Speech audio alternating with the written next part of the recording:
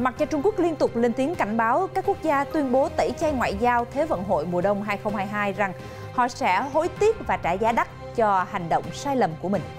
Tuy nhiên, điều đó cũng không thể ngăn cản được một số quốc gia tự mình đưa ra quyết định. Mới đây, Thủ tướng Nhật Bản Kishida Fumio tuyên bố ông không có ý định tham dự sự kiện thể thao này. Lý do mà ông Fumio đưa ra là gì? Lập tức Trung Quốc yêu cầu Nhật Bản hỗ trợ Thế vận hội mùa đông Bắc Kinh 2022, đồng thời còn đưa ra một lời cảnh báo liên quan đến Đài Loan. Đó là gì? Dù ai nói ngã, nói nghiêng, Tổng thống Nga vẫn xác nhận sẽ tham dự Thế vận hội này. Động thái được cho là để củng cố mối quan hệ với ông Tập, sau khi hai nhà lãnh đạo vừa có buổi hội đàm trực tuyến vừa qua. Tại châu Âu, Đức tuyên bố trục xuất hai nhà ngoại giao Nga. Tổng thống Litva cho rằng EU phải làm mọi thứ để ngăn chặn Nga xâm lược Ukraine. Các thông tin đáng chú ý khác, Iran cho biết cuộc đàm phán với IAEA đạt được những dấu hiệu khả quan. Theo WHO, đại dịch Covid-19 có thể kết thúc vào năm 2022. Sống chung với Covid-19 không thành, Hàn Quốc tiếp tục thắt chặt các biện pháp phòng chống dịch.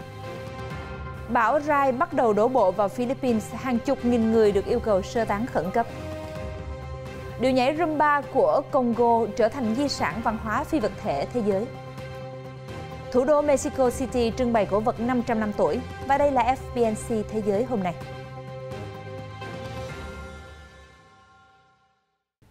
Phi Yến chào mừng quý vị cùng đến với bản tin Thế giới hôm nay trên kênh truyền hình FBNC. Vào ngày 16 tháng 12, tại Quốc hội Nhật Bản, thì Thủ tướng Kishida Fumio tuyên bố ông không có kế hoạch tham dự Thế vận hội mùa đông ở Bắc Kinh 2022.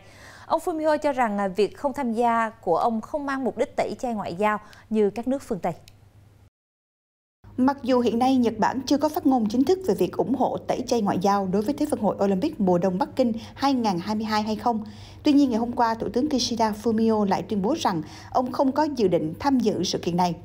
Vấn đề liệu Nhật Bản có cử quan chức cấp cao tham dự Thế vận hội này hay không đang được chú ý, đặc biệt là sau khi Mỹ, Canada, Úc và Anh đều không cử quan chức của họ dự sự kiện thể thao. Các nước đó xem đây là một biện pháp trừng phạt Trung Quốc vì những cáo buộc về vi phạm nhân quyền. Trung Quốc đã gọi các cuộc tẩy chay là chiêu trò chính trị và được thực hiện với mục đích bôi nhọ nước này. Tại Quốc hội Nhật Bản, ông Kishida, một đồng minh thân cận của Mỹ, cho biết ông lo ngại về mối đe dọa ngày càng tăng từ Trung Quốc.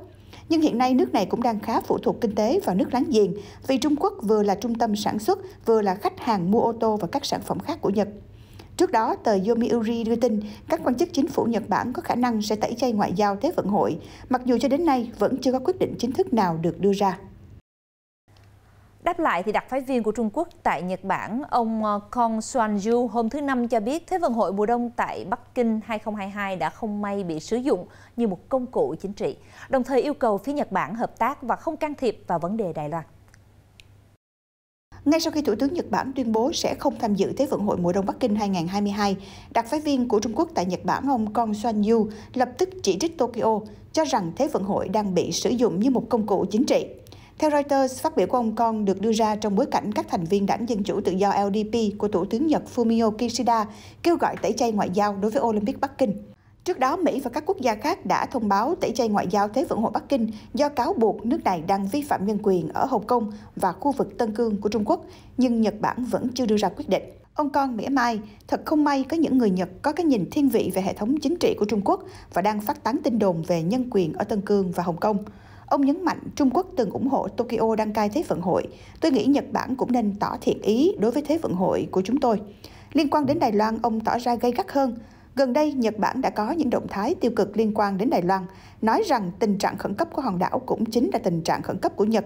Đây là sự khiêu khích từ một phía và chúng tôi không thể chấp nhận được, ông Kong nói. Tổng thống Nga Vladimir Putin và Chủ tịch Trung Quốc Tập Cận Bình vừa qua đã có một cuộc gặp mặt trực tuyến, mục đích là để tìm kiếm sự ủng hộ lẫn nhau trong cuộc xung đột với phương Tây. Tại đây, thì ông Putin tuyên bố sẽ tham dự lễ khai mạc Thế vận hội mùa đông Bắc Kinh 2022, giữa lúc nhiều quốc gia đồng loạt lên tiếng tẩy chay. Trong cuộc gặp trực tuyến hôm thứ Tư với Chủ tịch Trung Quốc Tập Cận Bình, Tổng thống Nga Vladimir Putin đã xác nhận rằng ông sẽ tham dự lễ khai mạc Thế vận hội mùa đông 2022 tại Bắc Kinh. Điều này tái khẳng định mối quan hệ bền chặt của hai nhà lãnh đạo. Ông Li Yucheng, Thứ trưởng Ngoại giao Trung Quốc, người cũng tham dự cuộc họp, cho biết. Theo đó, ông Li lưu ý rằng hai nhà lãnh đạo là bạn tốt trong nhiều năm qua. Chủ tịch Tập Cận Bình và Tổng thống Putin đã tổ chức thành công cuộc gặp trực tuyến thứ 2 trong năm nay. Đây cũng là cuộc gặp lần thứ 37 giữa hai nguyên thủ trong 8 năm qua. Hai nhà lãnh đạo đã trò chuyện 1 tiếng rưỡi đồng hồ, trao đổi về nhiều vấn đề như hợp tác thực tế trong quan hệ song phương và phối hợp trong các chiến lược quốc tế. Theo ông Lee, những lần giao lưu giữa hai nguyên thủ trong 8 năm qua đã để lại nhiều câu chuyện về tình bạn sâu sắc. Họ từng cùng nhau xem các trận đấu khúc côn cầu trên băng, cùng nhau tổ chức sinh nhật và cùng nhau đi tàu cao tốc. Có thể nói rằng họ là những người bạn thật sự của nhau. Quan chức này cho biết ông Putin tham dự lễ khai mạc Thế vận hội mùa đông 2022 vào tháng 2 tới, mang ý nghĩa quan trọng. Một phần vì đây sẽ là cuộc gặp trực tiếp đầu tiên của ông Putin và ông Tập kể từ khi bùng phát đại dịch trên toàn cầu.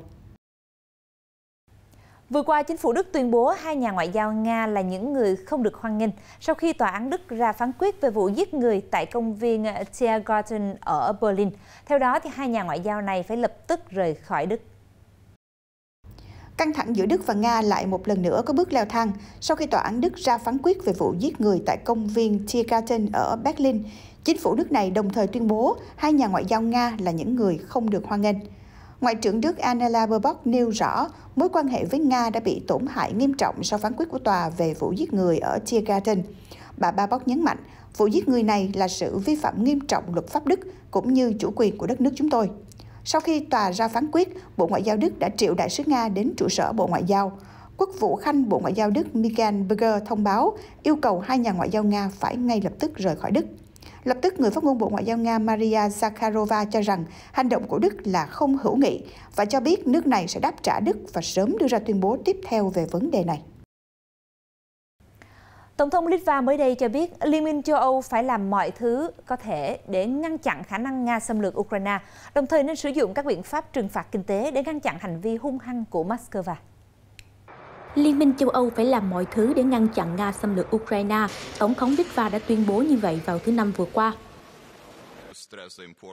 Tôi muốn nhấn mạnh tầm quan trọng của vấn đề an ninh. Thật không may, chúng tôi đang thấy rằng Nga đang tập trung và tăng cường dọc biên giới Ukraine và có lẽ nước này đang phải đối mặt với tình huống nguy hiểm nhất trong 30 năm qua. Và không chỉ Ukraine, mà tôi muốn nói chung về các nước ở sườn phía đông của NATO và cả khu vực Baltic. Tôi nghĩ chúng ta phải làm tất cả những gì có trong tay để ngăn chặn tình huống xấu nhất. Điều đáng tiếc là chúng ta không thể loại trừ được nó. Kịch bản này có thể là can thiệp quân sự vào lãnh thổ Ukraine. Tôi nghĩ rằng chúng ta có đủ công cụ để ngăn chặn Nga khỏi hành vi gây hấn. Và trước hết, chúng ta phải nói về các biện pháp trừng phạt kinh tế. Ông nói thêm rằng NATO nên cập nhật các kế hoạch dự phòng của mình để tính đến việc Nga có thể sử dụng lãnh thổ của Belarus để chuẩn bị cho một cuộc tấn công khác. Các nhà hoạch định chính sách của Liên minh châu Âu hôm thứ Tư 15 tháng 12 đã tiếp tục đưa ra đề xuất nhằm cắt giảm lượng khí thải trong thập kỷ này và đưa vấn đề môi trường đi đúng hướng trở lại để đạt mức phát thải ròng bằng không vào năm 2050. Vào tháng 7, khối 27 quốc gia đã trở thành khối đầu tiên trong số các khu vực phát thải lớn nhất thế giới, vạch ra kế hoạch chi tiết để đáp ứng các mục tiêu khí hậu với các đề xuất liên quan đến thị trường carbon và loại bỏ dần việc bán xe động cơ đốt trong. Trong bước đi tiếp theo, Ủy ban châu Âu mới đây đã đề xuất một bộ quy định thứ hai tập trung vào các tòa nhà, khí thải metan và khí hóa thạch. Tổng hợp lại, các biện pháp nhằm đảm bảo EU, khu vực phát thải lớn thứ 3 thế giới, đạt được mục tiêu cắt giảm 55% lượng khí thải nhà kính ròng vào năm 2030 so với mức năm 1990. Đến năm 2019, lượng khí thải của EU thấp hơn 24% so với năm 1990. Mỗi đề xuất đều phải đối mặt với nhiều tháng đàm phán khó khăn giữa các quốc gia thành viên và Nghị viện châu Âu trước khi trở thành luật. Theo đó, các quốc gia trong khối cũng đang bị chia rẽ về các vấn đề như vai trò của khí đốt trong quá trình chuyển đổi và cách giúp đỡ các cộng đồng phụ thuộc vào nhiên liệu hóa thạch. Mới đây, theo hãng thông tấn IRNA, người phát ngôn Bộ Ngoại giao Iran Saeed Khatibzadeh cho biết các cuộc đàm phán giữa Tổ chức Năng lượng Nguyên tử Iran AEOI và Cơ quan Năng lượng Nguyên tử Quốc tế IAEA đã đạt được tiến bộ trong việc thu hẹp sự khác biệt. Người phát ngôn Bộ Ngoại giao Iran Saeed Khatibzadeh mới đây cho biết các cuộc đàm phán giữa nước này và Tổ chức Năng lượng Nguyên tử Iran AEOI và Cơ quan Năng lượng Nguyên tử Quốc tế IAEA đã đạt được những tiến bộ trong việc thu hẹp sự khác biệt. Tuy nhiên, ông Rafael Mariano Grossi, Tổng giám đốc IAEA, nói với giới truyền thông rằng những hạn chế mà các thanh sát viên của ông ở Iran phải đối mặt đang mang lại cho thế giới một hình ảnh rất mờ về chương trình hạt nhân của Tehran. IAEA cho biết các thanh sát viên của họ đã bị từ chối tiếp cận một cơ sở sản xuất máy ly tâm ở thành phố Karay, cách thủ đô Tehran của Iran 40 km về phía Tây Bắc. Iran cũng đổ lỗi cho Israel về hành động phá hoại ở Karay vào ngày 23 tháng 6 và thúc giục IAEA nên làm rõ lập trường về các hành động nhắm vào các địa điểm hạt nhân của Iran. Cơ quan năng lượng nguyên tử quốc tế IAEA mới đây cho biết Iran đã đồng ý cho họ thay mới các camera bị hư tại tổ hợp hạt nhân Tesa ở Karaj, phía tây thủ đô Tehran. Iran đồng ý thực hiện điều này theo thỏa thuận được ký kết bởi Tổng giám đốc IAEA Rafael Mariano Grossi và người đứng đầu Tổ chức Năng lượng Nguyên tử Iran Mohammad Eslami.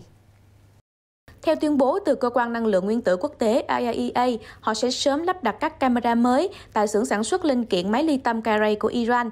Trước đó, Tổng giám đốc Rafael Mariano Grossi đã đạt được thỏa thuận với người đứng đầu Tổ chức Năng lượng Nguyên tử Iran là ông Mohammad Eslami để thay thế các camera. Theo ông Grossi, thỏa thuận này là một bước phát triển quan trọng đối với các hoạt động xác minh và giám sát của IAEA ở Iran. Tuyên bố lưu ý rằng các thiết bị mới sẽ thay thế những thiết bị đã bị loại bỏ trước đó hồi tháng 6. Xưởng Karay đã bị phá hoại trong một cuộc tấn công mà Iran đổ lỗi cho Israel. Tehran đã loại bỏ các camera còn sót lại và từ chối để IAEA thay thế chúng. Tuyên bố nói thêm rằng Iran và Cơ quan Liên Hiệp Quốc sẽ tiếp tục hợp tác để giải quyết các vấn đề bảo vệ còn tồn tại. Chuyển sang một số thông tin về kinh tế, Bộ Thống nhất Hàn Quốc mới đây cho biết khu vực tư nhân đã vượt qua các cơ quan do nhà nước lãnh đạo để trở thành tác nhân kinh tế lớn nhất của Triều Tiên trong thập kỷ qua. Ngày 16 tháng 12, Bộ Thống nhất Hàn Quốc cho biết trong thập kỷ qua, khu vực tư nhân đã vượt qua khu vực kinh tế công do nhà nước lãnh đạo để trở thành thành phần kinh tế lớn nhất Triều Tiên. Đây là một dấu hiệu cho thấy sự bùng nổ của các thị trường được nhà lãnh đạo Kim Jong-un cho phép. Bộ phụ trách các vấn đề của Triều Tiên đã công bố một bản báo cáo về những thay đổi chính trị, kinh tế và xã hội trong 10 năm cầm quyền của ông Kim, dựa trên dữ liệu từ các cơ quan tình báo của Hàn Quốc và Liên Hiệp Quốc, cũng như các cuộc phỏng vấn với những người đào tẩu. Trong khi Triều Tiên đang phải hứng chịu các đợt đóng cửa vì Covid-19 và các lệnh trừng phạt đối với các chương trình vũ khí của họ, thì hoạt động tư nhân đã tăng từ 28% của một thập kỷ trước lên gần 38% trong toàn bộ nền kinh tế. Đáng nói, các chương trình do chính phủ lãnh đạo đã thu hẹp lại, chiếm 29% trong nền kinh tế, giảm từ 37%, và khoảng 9% là từ các tổ chức hoạt động trong cả khu vực nhà nước và tư nhân, tăng từ 7%. Số lượng thương gia cũng đã tăng gấp 4 lần, đạt mức cao nhất mọi thời đại, vào khoảng 1.368 người vào năm 2018, từ 338 người vào năm 2011, trước khi giảm mạnh trong bối cảnh nền kinh tế khó khăn và đại dịch. Mới đây, một giáo sư kinh tế Trung Quốc cho biết Hiệp định Đối tác Kinh tế Toàn diện khu vực RCEP sẽ chính thức có hiệu lực đối với 10 quốc gia thành viên ASEAN vào năm tới. Và ngay khi có hiệu lực, hiệp định này dự kiến sẽ thúc đẩy thương mại và đầu tư ở các nước này. Được ký vào tháng 11 năm ngoái, RCEP là một thỏa thuận thương mại lớn giữa 10 quốc gia thành viên ASEAN, đó là Brunei, Campuchia, Indonesia, Lào, Malaysia, Myanmar, Philippines, Singapore, Thái Lan và Việt Nam. Cộng với đó là các đối tác là Trung Quốc, Nhật Bản, Hàn Quốc, Úc và New Zealand. Tính đến đầu tháng 11 năm nay, Ban thư ký ASEAN đã nhận được văn kiện phê chuẩn chấp nhận từ 6 quốc gia thành viên ASEAN, bao gồm Brunei, Campuchia, Lào, Singapore, Thái Lan và Việt Nam, cũng như từ 4 quốc gia đối tác là Trung Quốc, Nhật Bản, New Zealand và Úc. Theo quy định của thỏa thuận, RCEP sẽ có hiệu lực sau 60 ngày kể từ khi đạt được số lượng văn kiện phê chuẩn chấp nhận tối thiểu. Điều này có nghĩa là Hiệp định RCEP sẽ có hiệu lực vào ngày 1 tháng 1 năm 2022 đối với 10 quốc gia vừa liệt kê. Sau khi RCEP có hiệu lực, hơn 90% thương mại hàng hóa trong khu vực cuối cùng sẽ được áp dụng mức thuế bằng không, mang lại cơ hội thị trường mới cho khu vực. Các chuyên gia tin rằng việc thực hiện RCEP sẽ thúc đẩy thương mại và đầu tư giữa các nước, thúc đẩy hội nhập kinh tế Đông Á và thúc đẩy niềm tin của các thành viên trong tăng trưởng kinh tế sau dịch Covid-19. Chuyển sang một thông tin về không gian, thưa quý vị. Sau nhiều tháng nghiên cứu, kể từ khi tàu thăm dò Thường Nga-5 của Trung Quốc trở về trái đất với 2 kg mẫu đất đá mặt trăng vào cuối năm ngoái, thì các nhà địa chất học của nước này mới đây đã có thêm một khám phá mới về vệ tinh tự nhiên duy nhất của trái đất này. Tàu thăm dò Thường Nga-5 quay trở lại trái đất vào ngày 17 tháng 12 năm 2020 với tổng cộng 1.731 gam mẫu mặt trăng, chủ yếu là đá, đất từ bề mặt của mặt trăng. Cơ quan quản lý không gian quốc gia Trung Quốc đã giao khoảng 17 gam mẫu cho 13 tổ chức. Mỗi tổ chức đều được áp dụng cho các chương trình nghiên cứu. Các nhà nghiên cứu từ Đài quan sát núi tím BMO thuộc Học viện Khoa học Trung Quốc đã phân tích 15 mg mẫu mặt trăng và phát hiện ra rằng Đặc điểm của chúng chủ yếu là một loại đá bazan mới có hàm lượng titan cao. Kết quả đã được công bố trên tạp chí Science Bulletin. Chúng tôi đã phát hiện ra một loại đá bazan mới cho thấy có thể có nhiều vụ phun trào núi lửa trên mặt trăng, xung quanh hoặc trong bãi đáp trên phai. Vì các loại đá được tạo ra từ mỗi vụ phun trào gần như giống nhau. Ông Su Qibao, nhà nghiên cứu của PMO thuộc Học viện Khoa học Trung Quốc cho biết. Theo nhóm nghiên cứu, mẫu đá chứa nhiều khoáng chất ilmenite và phosphorus cho thấy một quá trình địa chất rất đặc biệt đang diễn ra bên trong mặt trăng. Những mẫu này sẽ mở ra một cơ hội mới cho việc nghiên cứu khoa học về mặt trăng và nghiên cứu mới sẽ cung cấp thông tin cơ bản cho các nghiên cứu khoa học tiếp theo. Trong bối cảnh Thế vận hội mùa đông Bắc Kinh 2022 sắp diễn ra, mạng 5G ở Trung Quốc đã gần như đạt đến độ hoàn thiện khi trải qua nhiều vòng thử nghiệm. Hiện tại thì việc lắp đặt các trạm gốc 5G cuối cùng đã được hoàn thành tại các địa điểm thi đấu ở quận ngoại ô Yangjing của thủ đô Bắc Kinh. Huyện Diên Khánh là một trong 3 địa điểm đăng cai Thế vận hội mùa đông Bắc Kinh sắp tới. Tín hiệu 5G sẽ phủ sóng toàn bộ làng Olympic và tất cả các địa điểm thi đấu. Các kỹ thuật viên đã kiểm tra các tín hiệu cần thiết cho phát trực tiếp độ phân giải siêu cao Ultra HD 4K tại Trung tâm Trực tiếp Quốc gia OnPay ở Danh Quyên và tỏ ra hài lòng khi các chức năng được hoạt động tốt.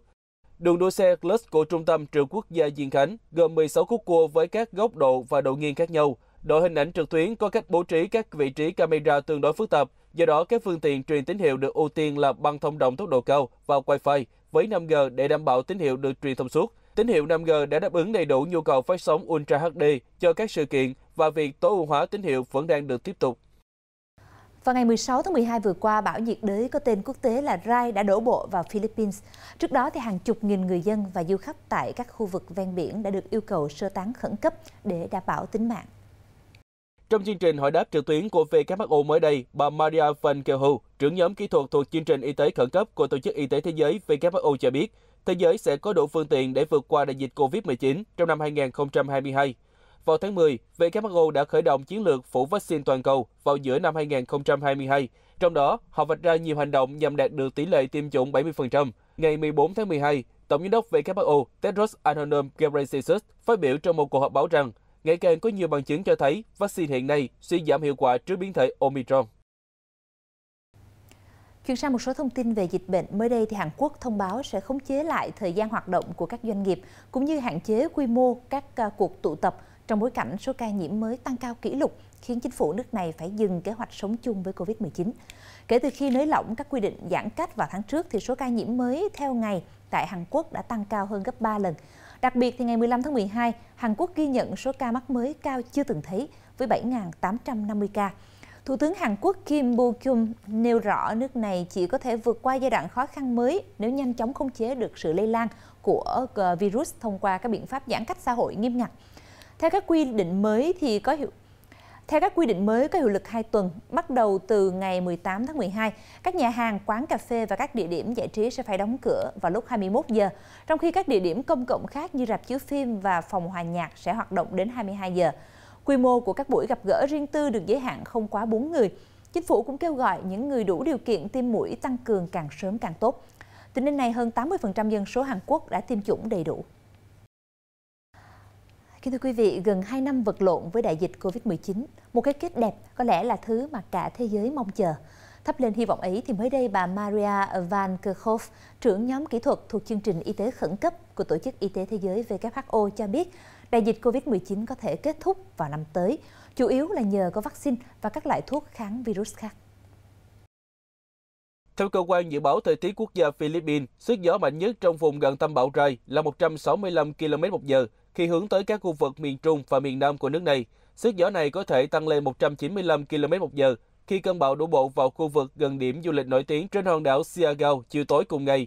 Với sức gió mạnh như vậy, kèm theo mưa to, bão Rai có thể gây ra những thiệt hại từ mức trung bình đến nghiêm trọng đối với các công trình xây dựng và hoa màu. Trong khi đó, theo cơ quan phòng chống thiên tai quốc gia Philippines, hơn 45.000 người dân nước này đã phải sơ tán khẩn cấp tới các cơ sở tránh trú bão. Trong số này có nhiều người là khách du lịch nội địa đang nghỉ mát tại các bãi biển và các địa điểm lặn nổi tiếng của Philippines. Một số thông tin thú vị khác, thưa quý vị, cư dân thủ đô Kinshasa, Congo mới đây đã rất vui mừng khi UNESCO công nhận điệu nhảy Rumba của quốc gia này là di sản văn hóa phi vật thể của nhân loại. Vũ điệu nhảy Rumba của Congo trở thành di sản văn hóa phi vật thể nhân loại được UNESCO công bố vào hôm thứ Ba ngày 14 tháng 12. Trước đó, hai quốc gia Cộng hòa Dân chủ Congo và Cộng hòa Congo đã đệ trình đề xuất chung với điệu rumba. Họ cho rằng rumba xứng đáng được công nhận vì âm thanh độc đáo, hòa nhịp từng trống của người châu Phi bị nô dịch, cộng hưởng với giai điệu của những người thực dân Tây Ban Nha. Rumba là một phần thiết yếu và đại diện cho bản sắc của người Congo cùng cộng đồng người hải ngoại của họ. Ra đời Cuba ở thế kỷ thứ 19, rumba du nhập sang châu Phi vào đầu thế kỷ 20. Đến nay, rumba vẫn là cốt lõi của nền âm nhạc châu Phi, chứa đựng lịch sử về đất nước và con người tại đây.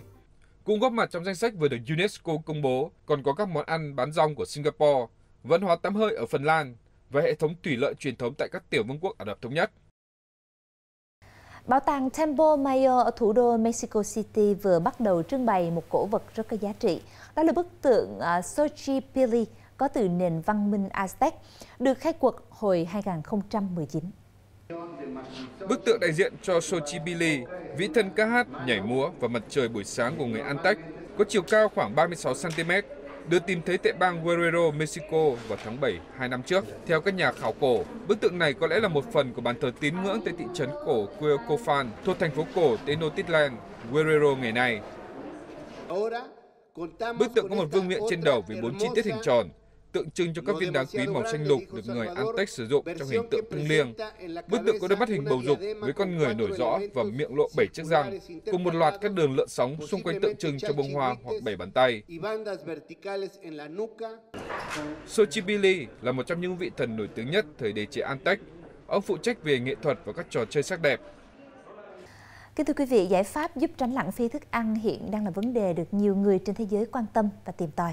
Tại Indonesia thì dòi đã trở thành một phương tiện hiệu quả giúp người dân nước này giảm thiểu tình trạng lãng phí.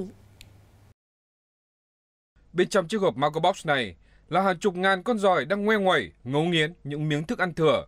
Trông có vẻ rùng mình đối với một số người, nhưng đây là cách giải quyết cho hai vấn đề cấp bách của cô Sinta và người thân: rác thải thực phẩm và phân hữu cơ cho khu vườn.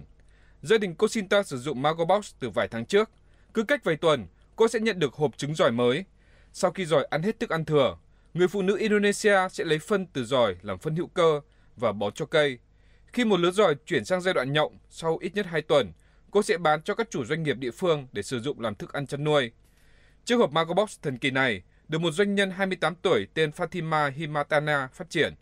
Cô này ra ý tưởng từ cuối năm 2020 khi đang tìm cách kiếm thêm thu nhập và bắt đầu bán những sản phẩm đầu tiên vào tháng 2 năm nay. Mago Box chỉ sử dụng dòi ruồi lính đen vì chúng thích tiêu thụ chất thải hữu cơ và rất giàu hàm lượng protein canxi. Ở Indonesia, dòi ruồi lính đen chủ yếu được sử dụng làm thức ăn chăn nuôi được sản xuất ở quy mô công nghiệp, nhưng hiếm khi chúng được dùng để ăn thức ăn thừa cho các hộ gia đình. Cô Fatima đã rất ngạc nhiên khi nhu cầu hộp Mago Box tăng vọt chỉ sau vài tháng. Cho đến nay, Mago Box đã bán được hơn 500 hộp ở các khắp thành phố Indonesia, thậm chí là thị trường Malaysia. Mỗi hộp Mago Box được bán với giá 385.000 ruby, tương đương 27 đô la Mỹ, còn bộ nạp trứng dòi là 200.000 ruby, tương đương 14 đô la Mỹ. Một nữ họa sĩ Sudan đã tạo nên tên tuổi của mình bằng những bức tranh hội họa về nữ giới cũng như nhiều chủ đề khác. Thông qua các tác phẩm, cô muốn truyền cảm hứng về sự tự tin, theo đuổi đam mê đến các nghệ sĩ khác trên khắp châu lục. Sinh năm 1986 ở Ethiopia, Abu Oeden Azak là một nữ họa sĩ hiện đang sống tại thủ đô Juba, tại Nam Sudan. Khi chiến tranh nổ ra ở Ethiopia, cô đã phải xa mẹ và chạy tị nạn đến Nam Sudan cùng với bà nội, người có sức ảnh hưởng lớn đối với cô. Vì vậy, phụ nữ trở thành chủ đề xuyên suốt trong các tác phẩm của nữ họa sĩ. Tôi được nuôi nấng bởi những người phụ nữ đặc biệt và vô cùng mạnh mẽ lúc chiến tranh nổ ra. Vì vậy, cha tôi không bao giờ ở cùng chúng tôi. Cô Abu học đại học tại thủ đô London, nước Anh, nơi cô có cơ hội khám phá thêm nhiều kỹ năng của bản thân. Triển lãm đầu tiên của cô được tổ chức tại thủ đô Juba sau khi Nam Sudan tuyên bố độc lập hồi năm 2011. Ngoài việc tập trung vào hội họa, cô Abu còn trở thành cố vấn cho các nữ họa sĩ từ khắp các quốc gia ở châu Phi. Kính thưa quý vị, một vườn thú ở Ba Lan mới đây đã đăng tải video giới thiệu một cá thể mới sinh của loài treo treo Java. Đây hiện là loài móng guốc nhỏ nhất thế giới. Theo thông báo mới đây, vườn thú ở thủ đô Warsaw, Ba Lan cho biết cá thể con mới nhất của loài treo treo Java tại đây được sinh ra vào ngày 2 tháng 12 vừa qua. Nó khá nhỏ, chỉ cao khoảng 10 cm và chưa xác định được giới tính. Vườn thú có con treo treo Java đầu tiên tên Anon hồi năm 2020. Con thứ hai gia nhập gia đình vào tháng 7 vừa qua. Họ khá bất ngờ khi hai cá thể này có thể giao phối và sản sinh thế hệ sau nhanh chóng đến như vậy. Cheo Java là một trong những động vật có móng guốc, hay gọi là động vật có vú nhỏ nhất trên hành tinh. Con trưởng thành chỉ nặng khoảng 1,5 đến 2 kg. Vâng, kính thưa quý vị, đến đây thì chương trình Thế giới hôm nay trên kênh truyền hình FBNC xin được khép lại. Thay mặt những người thực hiện chương trình, Phi Yến xin cảm ơn quý vị đã quan tâm theo dõi. Xin được kính chào và hẹn gặp lại quý vị trong những chương trình tiếp theo.